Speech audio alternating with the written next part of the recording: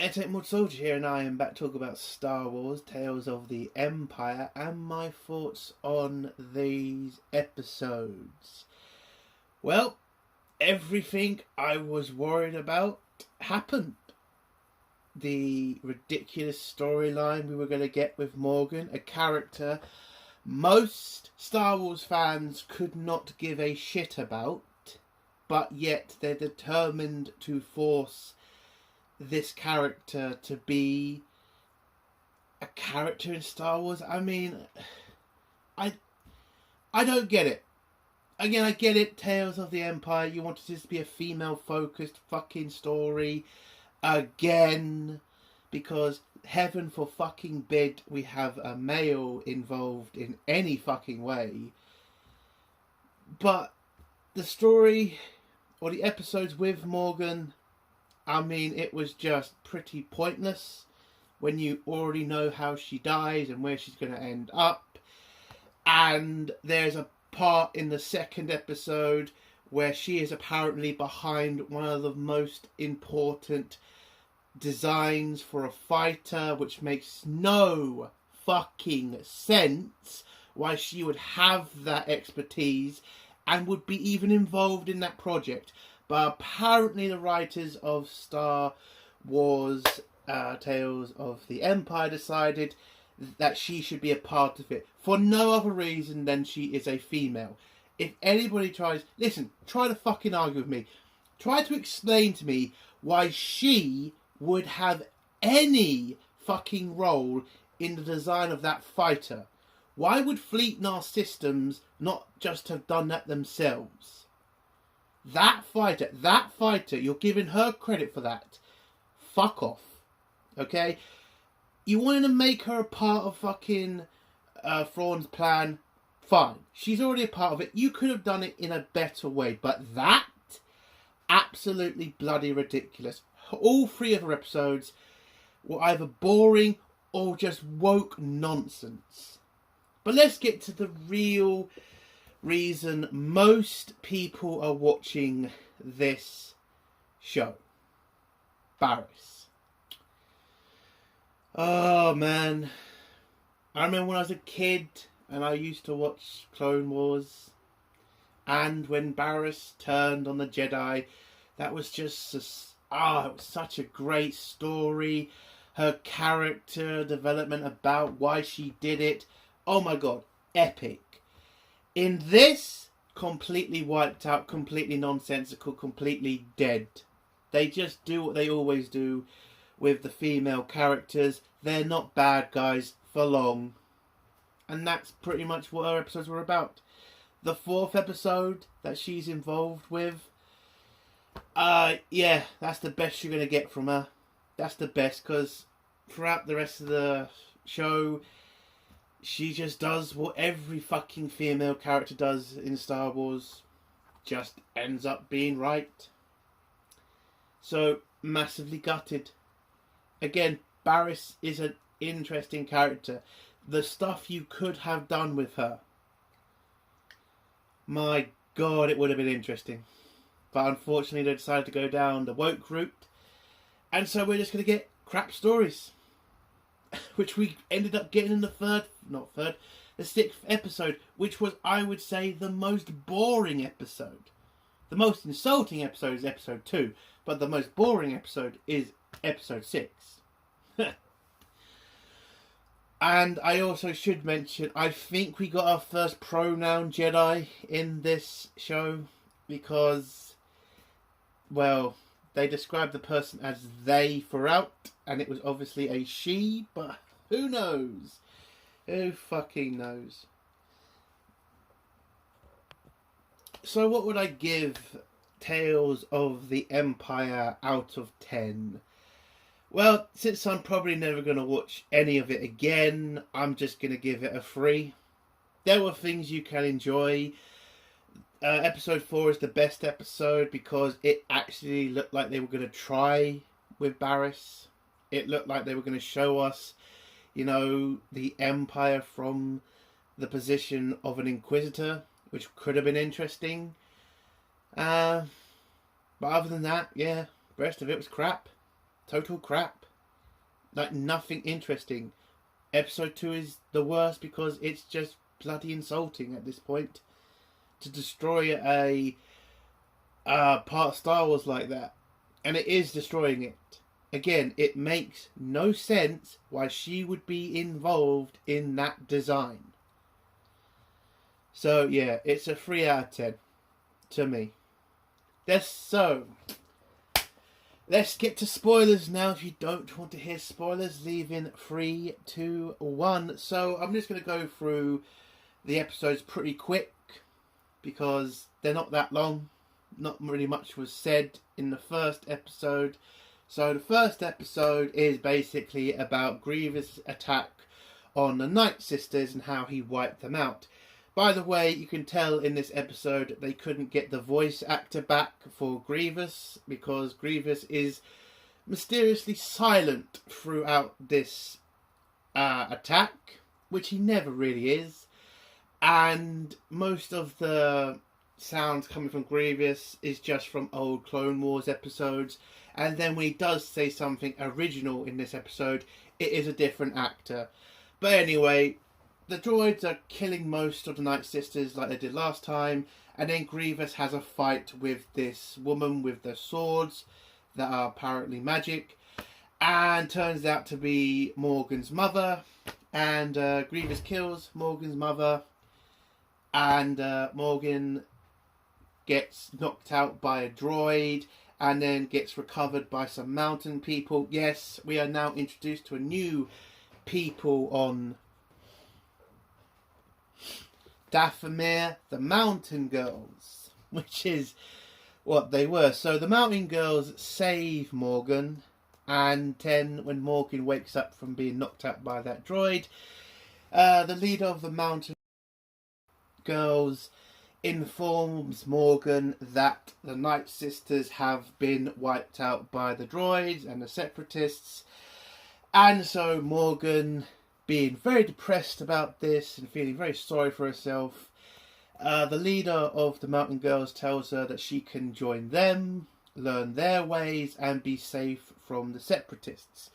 Unfortunately, Morgan does not want to do that. She wants to fight the Separatists. She wants to get revenge on Grievous for her mother.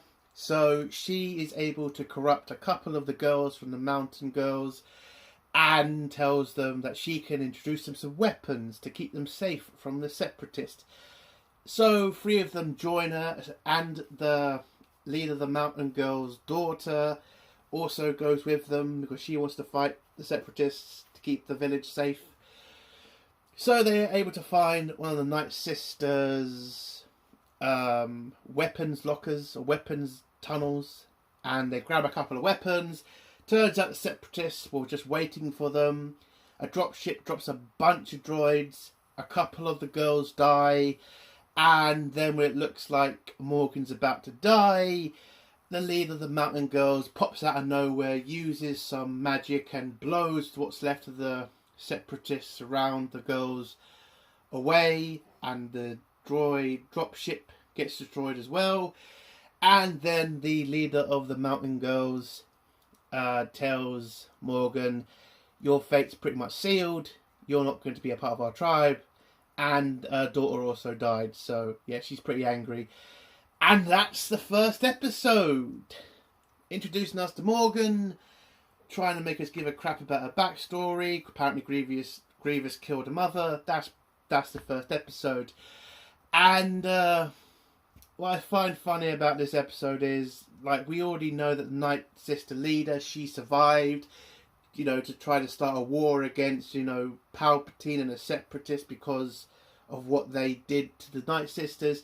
You're telling me Morgan did not hear about this? She didn't even try to find the Night Sister leader?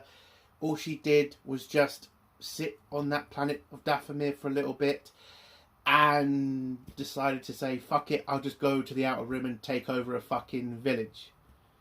It's so ridiculous. But that brings me on to the next episode. Episode 2, which I would consider the worst one. Mainly because of the massive woke plotline that was shoved into the episode. So, episode 2, we start off on an Imperial Star Destroyer which you see in the picture there, a Star Destroyer with 4 Venator classes. That's how the episode starts. Turns out Morgan is on that Star Destroyer to show a presentation of her design for a new TIE fighter. Now, which TIE fighter would Morgan be the designer of? It was the TIE Defender. Yes! Morgan is the person who created the TIE Defender. One of the most iconic TIE fighter variants that was ever created. Turns out it was a fucking witch who created it. I just don't get it. Morgan's a fucking witch. She comes from Dathomir. Are you telling me she has also got fucking aeronautic fucking specialities, expertise?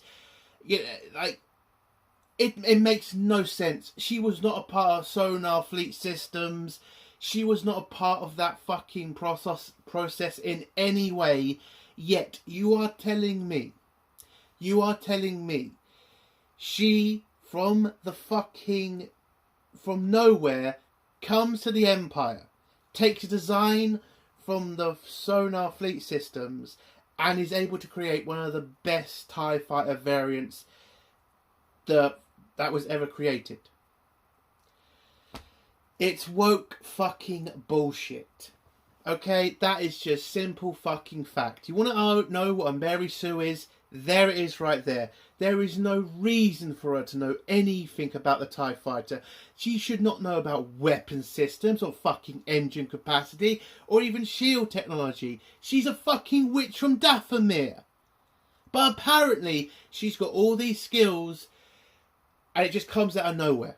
She's a Mary Sue. That's it. Okay? Bull fucking shit. She is the creator of the TIE Defender. Okay? Fuck you. And I love some of the arseholes probably going to be watching this show and probably think, oh, that's just so fantastic. Oh my god, a woman taking credit. Listen, if you think the X-Wing isn't going to have been created by a fucking woman, you obviously have not been paying a fucking attention. I mean, if they're throwing the TIE Defender just to some random fucking woman, where do you think the X-Wing is? Who do you think is going to be the creator of the X-Wing? That is next. It's going to be a fucking woman who does it. Oh, and call me sexist as much as you fucking like. But if you do not see how this does not make any sense, then you're an idiot. So in the fucking meeting where apparently she's the person who designed and created the TIE Defender, she tries to offer this to the Empire so they can have better TIE fighters to fight against their enemies. And the admirals around the desk are not really interested because it would cost too much. So they pass on the TIE Defender. But because Morgan mentioned the fact the people that she is representing have a lot of materials on their planet, they have a lot of resources, the Empire is more interested in that part of the planet. So the Admiral pretty much just says, get ready for them to come along and take all of their shit, basically. So the deal has fallen apart. Morgan has literally just put the planet she now represents on the Empire's radar. So yeah, they're pretty much screwed. So Morgan heads back to the planet.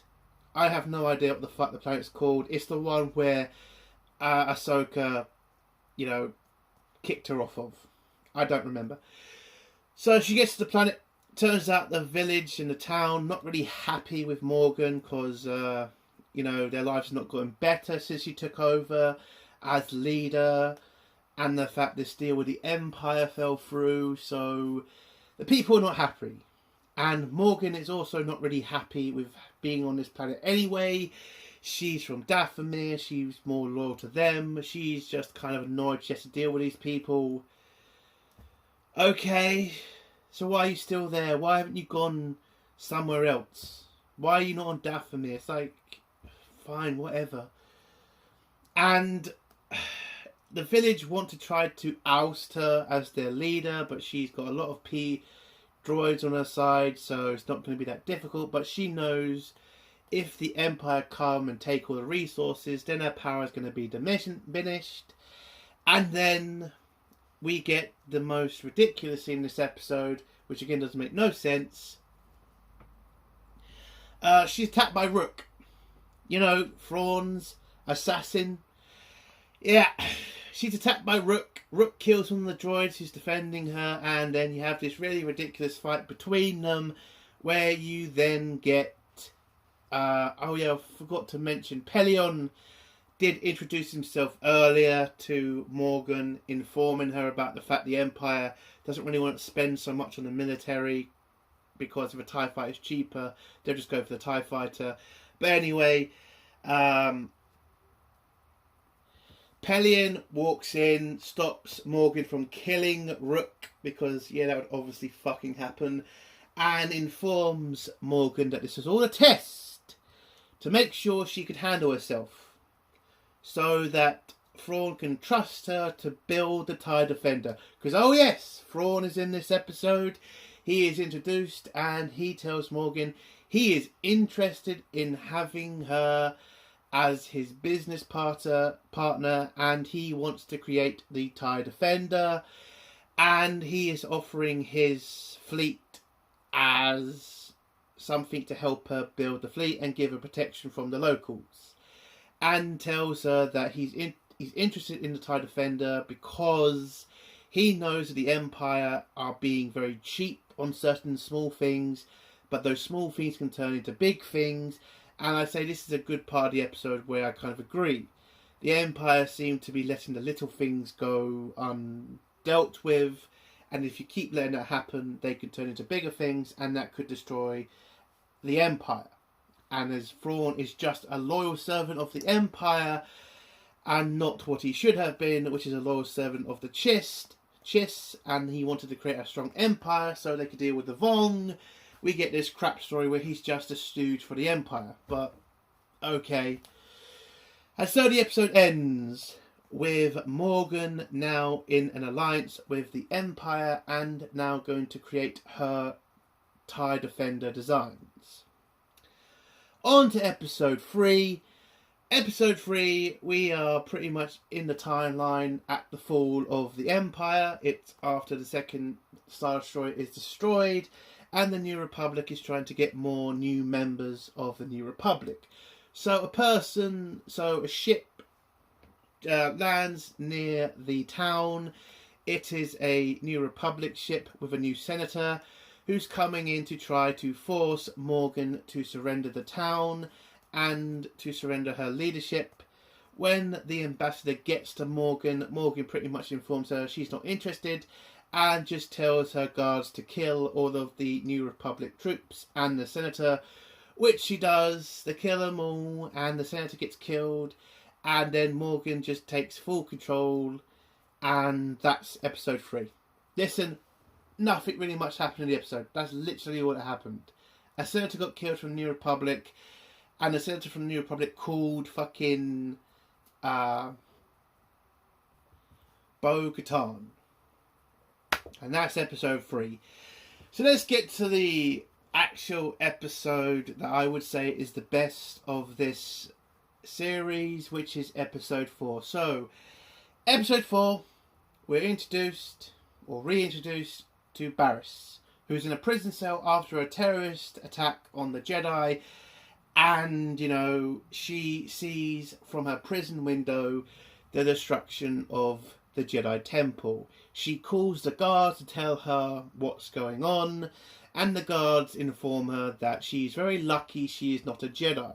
Which, again, I really did like, because she's not a Jedi anymore, so the clones wouldn't be... they wouldn't have to kill her, would they? Because the chips activate, and then they want to kill the Jedi. Again, I'm not a fan of the chip thing. I do think George Lucas shouldn't have done that with the clones. He did put a story already in Star Wars to make sure it made sense the clones did kill the Jedi, but he decided to do this chip thing. Okay. But anyway, so the fall of the Republic and the emergence of the Empire. And with me, Barriss, I've always been interested in what happened to her after the Empire. I mean, after the Republic. Because she wasn't a Jedi, she obviously would have been used by the Emperor. He would have seen her and seen her hatred for the Jedi, and he would have seen that as an opportunity to corrupt her into a fantastic Sith apprentice or something. But what do we get instead of that? Oh, I will tell you when we get to episode 6. Oh God, the things they could have done with her. But again, you can't have a bad woman. But anyway, so Barriss gets a visitor, and the visitor is a woman who's called Lynn. And turns out she is a Imperial Inquisitor who has come to offer Barriss an opportunity to serve the new Empire because of what she did against the Jedi. She is obviously a great choice to join the Quisitorium. Fucking ridiculous name. But yes, so Barriss accepts, especially after the clones pretty much activate their guns for some reason in front of her. I mean, okay. But she is taken to the Quisitorium whilst it's being built, and then introduced to a bunch of other Jedis that are now considering themselves for Inquisitors. So we are then introduced to the Grand Inquisitor. And I will say, he looks a lot better in this artwork than he did in Rebels. And 100 times better than his live action version. Jesus, that guy. The poshest bastard ever to play the character. Anyway, so the Grand Inquisitor tells them they're here to join the Inquisitors. He says that you'll be trained, that they're there to help the Empire as the Jedi betrayed the Republic. The Inquisitors are going to take the place of the Jedi. Kind of interesting kind of way you could put that. It would be interesting to see how the galaxy would have reacted to that. But we never really get to see that, unfortunately.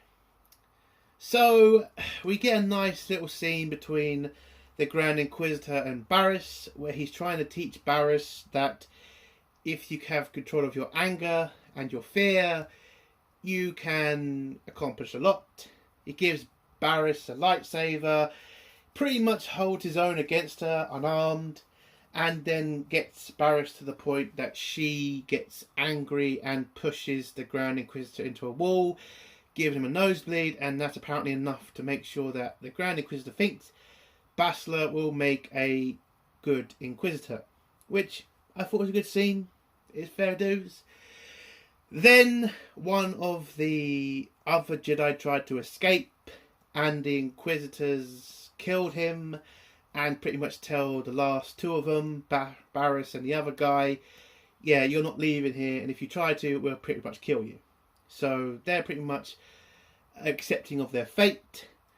When Barriss passes a bunch more stuff, both of them are then, thrown into this weird room with each other, where the Grand Inquisitor and Lynn tell them only one can move forward to become an Inquisitor, and the only way you're going to be able to do that is if you kill the other person. But they also say you don't need to fight, but the other person might not want to die as much as you, so they will probably try to kill you. So we get a nice little fight between the random Jedi and Barriss, where Barriss is hesitating, and I think at this point I kind of realised, yeah, Barriss, she won't be staying a Dark Jedi for long. She is obviously going to turn good, because it would be a fucking amazing character if they just kept her as a fucking an Inquisitor. I mean, why would you not do that? Barriss had a very interesting story. You could have done something with her, and you do this? Fucking hell. But the fight was actually pretty good. Barriss gets pretty much forced into a position where she does have to kill the other Jedi, and she does that by strangling to death and throwing him in the pit. That gives the Inquisitors all the proof they need that she will be a great Inquisitor. They make her a sister, and they then introduce her to Lord Vader. Do we get Lord Vader giving us a speech or anything? No, he just comes in, walks in, and sits on his throne. And that's what we get from Darth Vader. So what's the point of having him?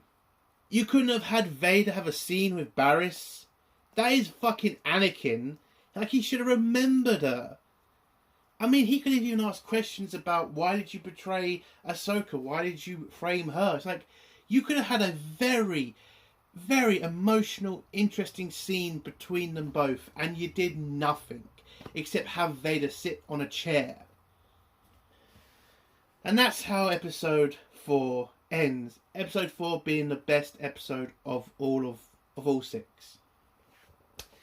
So we get to episode 5, where Barriss goes on her first Inquisitorium mission, and they're hunting down some Jedi in some crap town. The townspeople refuse to help the Inquisitors find the Jedi. The Inquisitors try to say, if you help us, we will help you. And then Barriss is able to figure out one of the kids knows the location of the Jedi. And by the way, throughout this, they keep saying, where are they? So yes, this has to be a pronoun Jedi, because they only ever find one, and they never even consider finding another Jedi. So yes, this is a pronoun Jedi. And they say that they are the kid says they are hiding in the mountains.